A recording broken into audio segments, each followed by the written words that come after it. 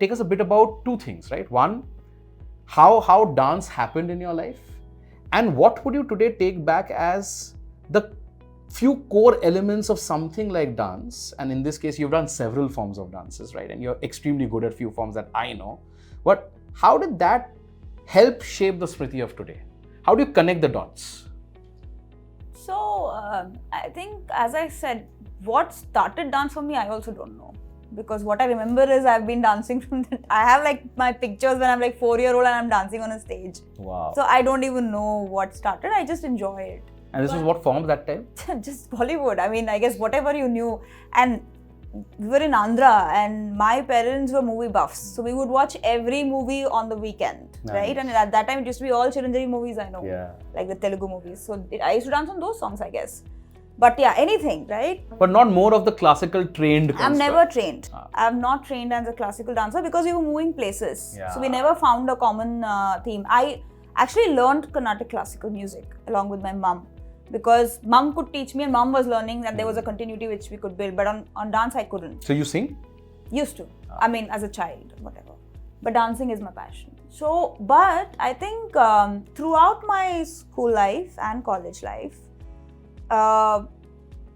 dancing was probably 40% of my time, right? 60% was studying, let's say, 40% was dance. Or maybe 30% was dance and 10% was everything else additional, that way. So that was my release point. And I think what it helped me is to really get out there without inhibitions, to face audience, to not know who is there in front of you and just express yourself.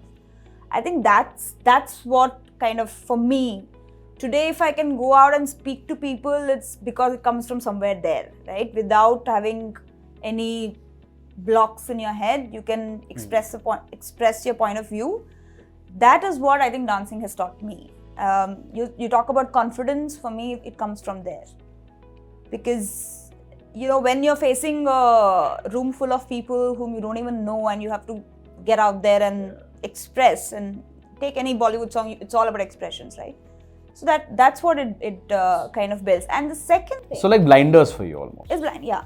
It's a different thing that my eyesight was very weak, so I couldn't see the audience. So it helped. But otherwise, I think. And you were almost a semi-professional salsa dancer, if I remember correctly. That came much later in life. Okay. Before that, in college, as I mentioned, I was part of the college troupe, and we were pretty much there in all fests across the south. And the team I was part of, they actually went out to professionally start a dance company. And there was a point in time when the choice was to move in the CA line or to join the dance. I mean, I had joined the dance company, but I had to get back because I couldn't do both crazy. together. That's like Completely amazingly diverse. And that's where my father played a big danda role and said nothing doing. The middle class comes in, boss. Yeah. I still remember. I used to keep telling my dad all this while that had you just not done that day, I would probably be on that stage. Dance India dance, huh? Dance India dance is too low, international level. Yeah, I'll tell you, I resonate so well with this. I used to play tennis amongst various sports that I did. I used to play state level tennis, and I remember there was a time when I think under 13, under 16, I'm not too sure, but I was seeded as a rank level, and there was a choice in life. Similarly, there came this crossroad where the thought was that do I go into regular school or do I go into professional level of tennis? And I come from Calcutta, where few of the best tennis players have come from, few of the best coaching centers were there. And I remember, and I was fortunate enough to play a lot in these clubs where Leander used to come and play regularly, or maybe those days I think Mahesh would come in at times from South.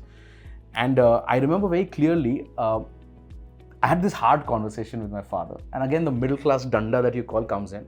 And in hindsight, I thank him, because for him, the whole thought process was I was ready to quit school, regular school, and go to this specific type of a school which would help you play for 12 hours a day, right? And my father's observation to that was that, boss, you need to study, because in the construct of who were the who's who of tennis that time, it was Leander Pace and Mahesh Bhupati.